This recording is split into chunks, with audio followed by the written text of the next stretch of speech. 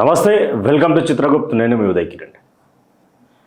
తెలంగాణ రాష్ట్రంలో రెండో విడత గ్రామ పంచాయతీ ఎన్నికలు అయిపోయినాయి. ఆ తరుణంలో రెండో విడత గ్రామ పంచాయతీ సంబంధించినటువంటి ఎన్నికల కంటే ముందు ప్రచారం చేసినటువంటి ఎమ్మెల్యేలు కావచ్చు, ఎంపీలు కావచ్చు, అదేవిధంగా ప్రోద్బలం ఇచ్చేటి ప్రచారానికి బలమై చేకూర్చేటువంటి నాయకత్వం ఉన్నటువంటి నాయకులు కూడా ప్రచారం చేశారు. ప్రచారం చేసినటువంటి నేపథ్యంలో మొత్తానికి కూడా కాంగ్రెస్కి ఒక దెబ్బ తాకింది. ఎందుకంటే అధికారంలో ఉన్నటువంటి పార్టీ ఎక్కువ శాతం, దాదాపు 70 నుంచి 80% లేదా 85% సీట్లు కైవసం చేసుకోవాల్సినటువంటి కాంగ్రెస్ ఈరోజు చతికిలబడ్డది. దానికి కారణం మేము కాదు, మీరు కాదు, ఇంకెవరు కాదు. అక్కడ ప్రచారం చేయడానికి వెళ్ళినటువంటి అభ్యర్థులను గెలిపించాలి అని చెప్పి కోరడానికి వెళ్ళినటువంటి ఎమ్మెల్యేలు, అక్కడ రాజకీయ నాయకులే దానికి కారణం. ఎందుకంటే క్లియర్గా కాంగ్రెస్ పార్టీకి సంబంధించినటువంటి అభ్యర్థి గుర్తు ఏదైతే ఉందో ఆ గుర్తు మీద ఓటేయాలి అని చెప్పి ప్రజలను మననం చేసుకోవాల్సినటువంటి సమయంలో ప్రజలను బెదిరించే కార్యక్రమాన్ని కాంగ్రెస్ నాయకులు తీసుకున్నారు. ఏ విధంగా అంటే దానికి సంబంధించినటువంటి విషయంలో మీకు ఒక చిన్న వీడియో క్లిప్ వినిపిస్తా అండ్ చూపిస్తా. దానికి సంబంధించినటువంటి ఒకటి మాట్లాడదాం. అయితే ఈ వీడియో క్లిప్ వచ్చేసి ఎవరిది అంటే ఈయన మెగారెడ్డి, వనపర్తికి సంబంధించినటువంటి ఎమ్మెల్యే. ఆయనకు సంబంధించినటువంటి స్పీచ్ చూడండి. అంటే ఓటర్లను ఏ విధంగా ఆకట్టుకుంటున్నాడు, అసలు ఓటర్లను ఎలా బెదిరిస్తున్నాడో ఒక విషయంలో చూపించే ప్రయత్నం చేస్తా. దాని విషయంలో ఒకసారి వినండి.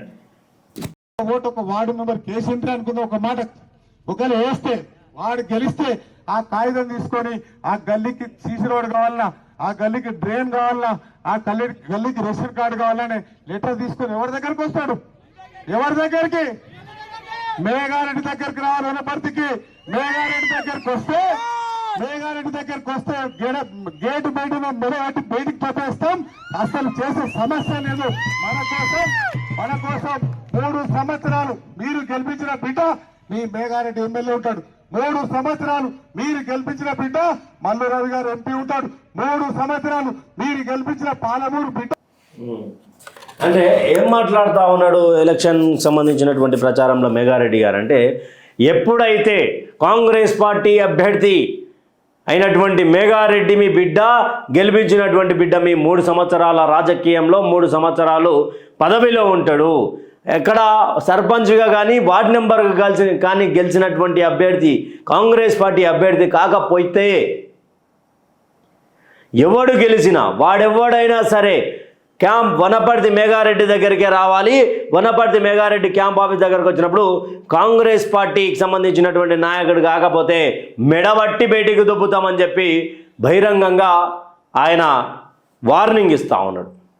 సర్పంచ్ ఎన్నికలు అనేటివి గ్రామానికి సంబంధించినటువంటి అభ్యర్థి ఎవరైతే ఉన్నారో ఆ అభ్యర్థిని మంచోడా కాదా అనే ఒక పాయింట్ ఆఫ్ మీద రాజకీయం చేస్తారు. 4 కోణాల ఆలోచిస్తారని చెప్పేసి మీ టీపీసీసీ మహేష్ కుమార్ గౌడ్ మాట్లాడిండు.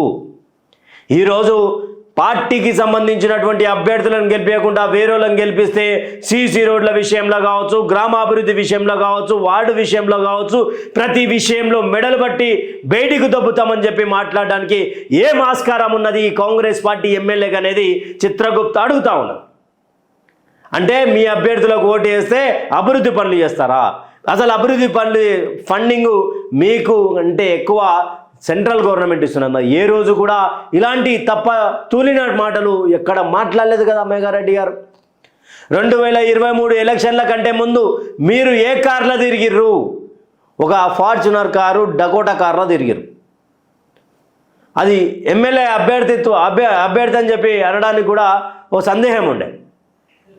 మీరు గతంలో నేను చేసినటువంటి ఒక ఛానల్లో మీరు ఇంటర్వ్యూ చేయడానికి వచ్చారు. ఆ ఇంటర్వ్యూ చేయడానికి వచ్చినప్పుడు మీ ఆర్థిక పరిస్థితి ఎలా ఉండే, ఈరోజు మీ ఆర్థిక పరిస్థితి ఎలా ఉన్నది? అలాగే బీఆర్ఎస్ పార్టీలో ఒకవేళ మీరు ఈసారి అధికారంలో వచ్చి మీరు ఎమ్మెల్యే గెలిచి ఉంటే ఇదే మాట బీఆర్ఎస్ వాళ్ళు మాట్లాడి ఉంటే మీరు తీసుకునేటోళ్ళ? ఒక అభ్యర్థి గెలిచినప్పుడు కంగ్రాచులేషన్ చెప్పాల్సింది పోయి మీ ఓటును సరైన వ్యక్తికి వేయండి గ్రామ పంచాయతీ ఎన్నికల్లో చెప్పాల్సినటువంటి మనిషి మీరు. అలాంటి పెద్ద స్థానంలో ఉన్నటువంటి వ్యక్తి ఈరోజు మెడబట్టికి బయటికి గెంటేస్తా అంటే దానికి కారణాలేంది? మీ యొక్క అహంకారమైనటువంటి మాటలే, మీ యొక్క కాంగ్రెస్ పార్టీకి సంబంధించినటువంటి అహంకారమైనటువంటి మాటలు విభజించి పాలించు అనే ఒక మైండ్లో ఒక పురుగు తిరుగుతూ ఉన్నది కదా, ఆ యొక్క పురుగు ఏదైతే ఉన్నదో ఈరోజు మీ ఓటమికి కారణాలైనవి. బీఆర్ఎస్ బీజేపీ రెండు కూడా కలిసి పోటీ చేసి కాంగ్రెస్ని పండబెట్టినాయి. కాదంటారా? ఇది నిజం కాదా? బీజేపీ పెద్ద నాయకులకు సోయి లేకపోయి ఉండొచ్చు, కానీ కిందున్నటువంటి కార్యకర్తలకు మేము ఉప సర్పంచ్ అన్నా కావాలన్న ఆలోచనతోటి ఈరోజు బీఆర్ఎస్ బీజేపీ పొత్తులో ఎన్నో సీట్లు కైవసం చేసుకున్నారు. కాంగ్రెస్ పార్టీకి ఇది పెడచెవిన పెట్టేటువంటి మాట కాదు. మీ యొక్క అధికారంలో ఉన్నటువంటి ఈ యొక్క పార్టీ ఈరోజు ఎన్ని స్థానాలు గెలిచింది? కాంగ్రెస్ హవా నడుస్తుంది, కాంగ్రెస్ గాలి నడుస్తుంది, కాంగ్రెస్ గాలి ఏడవిస్తున్నదయ్యా కాంగ్రెస్ గాలి. మండలంలో 10 గ్రామాలుంటే 10 గ్రామాలలో 5 బీఆర్ఎస్ గెలుస్తుంది, 5 కాంగ్రెస్ గెలుస్తుంది. ఇంకా మీ హవా ఏడున్నది? ఇంకా మిమ్మల్ని ప్రజలు ఏడు నమ్ముతా ఉన్నారు? గతంలో 2019 ఎన్నికలలో జరిగినటువంటి గ్రామ పంచాయతీ ఎన్నికలలో 72% బీఆర్ఎస్ పార్టీ మొదటి విడుదలను కైవసం చేసుకున్నది. కట్టర్ కాంగ్రెస్ కార్యకర్తలు ఉన్నటువంటి గ్రామాల్లో కూడా ఈరోజు కాంగ్రెస్ పార్టీ ఓటమి పాలవుతా ఉన్నది. దీనికి కారణం ఎవరు? కేవలం రాజకీయ నాయకులు, ఉన్నత స్థాయిలో ఉన్నటువంటి ఎమ్మెల్యేలు కావచ్చు, ఎంపీ క్యాండిడేట్లు కావచ్చు.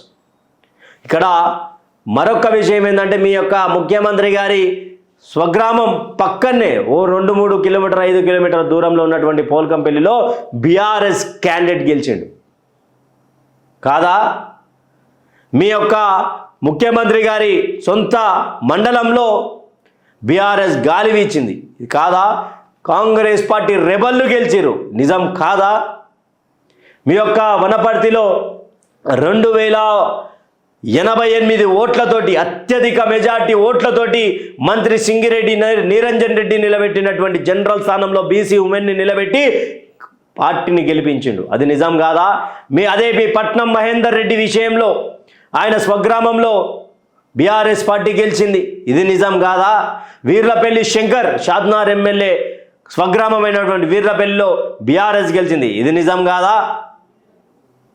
ఇంకా మీ అహంకారమైనటువంటి మాటలు ఇంకెన్ని రోజులు? మాకు అందరూ కూడా ఎవరు చెప్పినా చెప్పకపోయినా చిత్రరూపు చెప్తూనే ఉన్నది. గ్రామాలలో పల్లెన కేసీఆర్ గాలి వీస్తున్నది, చాప కింద నీరులా పాకుతున్నది. సిరిసిల్ల బోరి కాంగ్రెస్కి కనీసం చెప్పుకోలేనటువంటి స్థానాలు రాలే, సిద్దిపేటలో కనీసం చెప్పుకోలేనటువంటి స్థానాలు రాలే. ఇంకా మీరు అధికారం అభివృద్ధి అని మాట్లాడుతూ ఉన్నారు. అభివృద్ధి పనులలో పెన్షన్ పైసలు ఏమి ఇచ్చిర్రు? రైతు బంధు ఏడిచ్చిర్రు? రైతు రుణమాఫీ ఏం చేసిర్రు? ఇందిరమ్మ ఇండ్లు ఎవరికి ఇచ్చిర్రు? మీ యొక్క అభ్యర్థులను గెలిపించాలని అడగాలి తప్ప బెదిరిస్తే ఓట్లు రాలో మేఘారెడ్డి గారు, ఓట్లు రాలో. తర్వాత ఇంకొక ఎమ్మెల్యేకి సంబంధించినటువంటి అనుచరుడు మాజీ ఎంపీపీ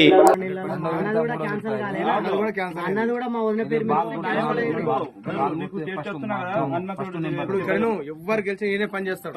రేపు ఎమ్మెల్యే కాడికి కావాలంటే ఈయనే రావాలి. ఈయన వస్తేనే పని అయితే ఊరికి ఎవ్వరు వచ్చిన పని కాదు. గెలిచిన ఆయన సర్పంచ్, ఓడిపోయిన ఆయన సర్పంచ్, ఆయన రావాలి. మీకు ఇప్పుడు ఉన్న ఇల్లు కూడా క్యాన్సల్ చేపిస్తాడు ఆయన, ఓట్లు వేసినా సరే పర్లేదు. అయ్యో అయితే ఇప్పుడు ఇలా ఏమని మాట్లాడుతూ ఉన్నారు? మాజీ ఎంపీపీ రామనాథం గారు, ముఖ్య వంశకృష్ణ గారి అచ్చంపేట ఎమ్మెల్యే వంశకృష్ణ గారి ముఖ్య అనుచరుడు ఏమంటున్నాడు అంటే, ఎవరు గెలిచినా కూడా కాంగ్రెస్ పార్టీ అభ్యర్థి ఎమ్మెల్యే క్యాంప్ ఆఫీస్కి వస్తాడు, ఆ పనులు చేపిస్తాడు. మీకు వచ్చినటువంటి ఇందిరమ్మ ఇండ్లను కూడా క్యాన్సల్ చేసే సత్తా ఆయనకు ఉన్నదని చెప్పేసి క్లియర్గా వీడియోలో చిక్కిపోయాడు. ఇంకా మరి ఎలక్షన్ ఎందుకు పెడతా ఉన్నారు సార్? ఎలక్షన్ పెట్టడం వల్ల ఉద్దేశం ఏంది మీది?